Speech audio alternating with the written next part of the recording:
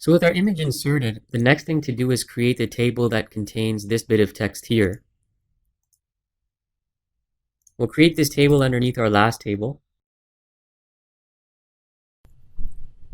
Then create a table row.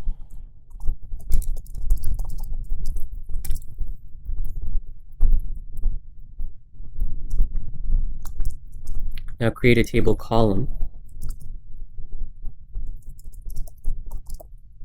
I've set this the column, the height to 72 pixels, horizontal alignment to center, and vertical alignment to top. That means the text will start at the top of the column. Now we'll create a nested table inside the column, and a table row.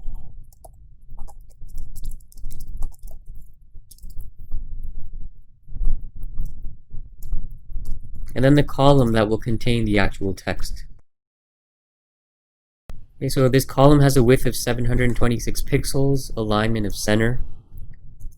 We've attached a font attribute to style the text, and that's it. Just close the font tag and also close the column and refresh the page.